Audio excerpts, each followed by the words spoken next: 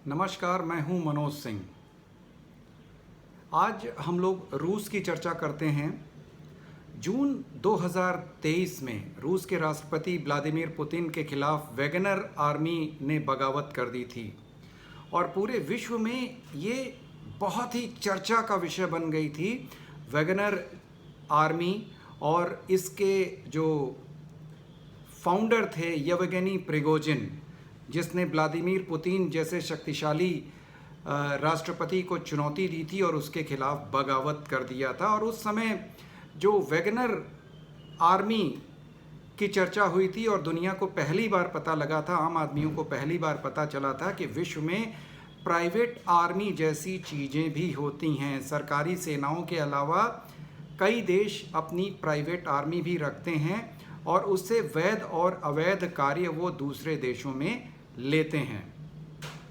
तो जून में चर्चित ये येवगेनी प्रिगोजिन, जो वैगनर आर्मी का मुखिया था, अभी इसकी एक प्लेन दुर्घटना में मौत हो गई है जिसमें 10 लोग सवार थे और ये प्लेन मॉस्को से सेंट पीटर्सबर्ग जा रहा था और बीच में इसकी संदिग्ध दुर्घटना हुई जिसमें इसकी मौत हो गई।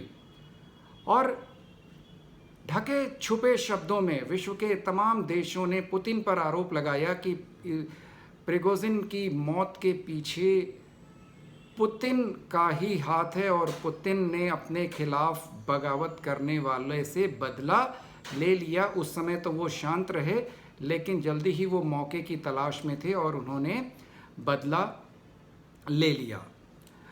दरअसल जब जून में पुतिन के खिलाफ प्रिगोजिन ने बगावत की थी, या यूं कह लीजिए कि वैगनर आर्मी ने बगावत की थी। हालांकि ये वैगनर आर्मी पहले रूसी सेना का सहयोग कर रही थी और यूक्रेन में रूसी सेना के पक्ष में वो लड़ रही थी और उसके सहयोगी के रूप में थी। लेकिन प्रिगोजिन और पुतिन के बीच कुछ आपसी मतभेद हुए और उसके कारण प्रिगोजिन ने पुतिन के खिलाफ, रूसी सेना के खिलाफ बगावत कर दी थी। हालांकि बाद में ऐसी खबरें आई थीं कि दोनों के बीच एक तरह से समझौता हो गया था और प्रिगोजिन उसके बाद बेलारूस चले गए थे। अब बेलारूस से वो कब वापस रूस आए, इसके बारे में एजेंसीज को कोई खबर नहीं मिली है। अब ये वैगनर आर्मी के चीफ प्रिगोजिन, इनके बारे में हम लोग थोड़ा सा जान लेते हैं कि ये बंदा था कौन। इसका जन्म 1961 सेंट पीटर्सबर्ग में हुआ था। वहीं पर प्रिगोजिन का लालन पालन पोषण हुआ था। मजे की बात है कि पुतिन का भी जो बचपना बीता था या लालन पोषण हुआ था, वो सेंट पीटर्सबर्ग में ही हुआ था। और तेज तर्रार था येवगेनी प्रिगोजिन और अपने उम्र के 20वें वर्ष में ही, यानी 1981 में ही इसके ऊपर मारपीट, डकैती और धोखाधड़ी का आरोप लगा था। मुकदमा चला था जिसमें इसको 13 वर्ष की सजा हो गई थी। हालांकि इसी बीच यूएसएसआर का विघटन हुआ और बीच में ही इसको रिहा कर दिया गया। चूँकि युवा था, रिहा होने के बाद रूस से अलग हुए देशों की आर्थिक स्थिति काफ़ी ख़राब थी और इसने भी अपनी जीविका के लिए इसने प्रयास शुरू किया और सबसे पहले इसने हॉट डॉग का स्टॉल लगाया। हॉट डॉग का स्टॉल ये चला रहा था और उसी के बाद इसने एक रेस्तरां खोला और वो रेस्तरां काफ़ी प्रसिद्ध हुआ और रूस के फैशनेबल या सेंट पीटर्सबर्ग के फैशनेबल रेस्तरां में वो माना जाने लगा और वहाँ पर रूस के बड़े बड़े लोग आते थे। मज़े की बात है कि पुतिन भी यहाँ पर आते थे और पुतिन ने 1-2 बार फ्रांस और अमेरिका के राष्ट्रपतियों की मेज़बानी भी प्रिगोजिन के रेस्तरां में करी थी। और उसके बाद से येवगेनी प्रिगोजिन का ये रेस्तरां विश्व में काफ़ी प्रसिद्ध हो गया था और उसको प्रसिद्धि और ज़्यादा बढ़ी जब 2003 में पुतिन ने स्वयं अपना बर्थडे वहाँ पर मनाया। अब आप समझ सकते हैं कि वो रेस्तरां कितना प्रसिद्ध था जहाँ पर रूस का राष्ट्रपति अपना बर्थडे मनाता है। तो निश्चित रूप से इससे येवगेनी प्रिगोजिन और पुतिन के बीच नज़दीकियाँ आईं और पुतिन से संपर्क में आने के बाद येवगेनी प्रिगोजिन का वर्चस्व बढ़ता गया, उसकी आर्थिक समृद्धि बढ़ती गई और उसको तमाम गवर्नमेंट के ठेके मिलने शुरू हो गए, जिसमें शुरुआती दौर में उसको कैटरिंग के ठेके पूरे रूस में मिले और धीरे धीरे अन्य गवर्नमेंट ठेके उसको मिलना शुरू हो गए। कहा जाता है कि पिछले 5 वर्षों में 26,000 करोड़ रुपए के कॉन्ट्रैक्ट्स येवगेनी प्रिगोजिन को मिले थे। अब जैसे जैसे पैसा आता गया, येवगेनी प्रिगोजिन मजबूत होता गया और उसको रूस के राष्ट्रपति का भी सपोर्ट हासिल था और इसने भी पुतिन को सपोर्ट किया। और अब चूंकि पैसे वाला हो गया था तो ट्रोल आर्मी को भी पैसे दे करके इसने सोशल मीडिया पर अमेरिकी चुनावों को प्रभावित करने का प्रयास किया। इसके ऊपर जो सबसे गंभीर आरोप लगा अमेरिकी राष्ट्रपति के चुनावों को प्रभावित करने का सोशल मीडिया पर अपने पैसे के दम पर, और ये साबित करने का प्रयास किया कि पश्चिमी देशों के मुखियाओं से ज़्यादा बेहतर राष्ट्रपति पुतिन हैं।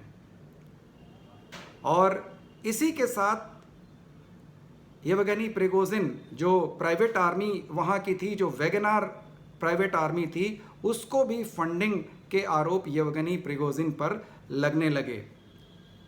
हालांकि येवगेनी प्रिगोजिन इससे लगातार इनकार करते रहे कि वैगनर आर्मी से उनका कोई संबंध है और एक बार तो एक पत्रकार के ऊपर मानहानि का मुकदमा भी कर दिया। हालांकि बाद में खुले रूप से प्रिगोजिन वैगनर आर्मी की लीडरशिप करने लगे और रूस के हितों के लिए जो रूस के आसपास के जो देश थे वहाँ पर आक्रमण वे करते थे या रूसी सेना को वो सपोर्ट करते थे।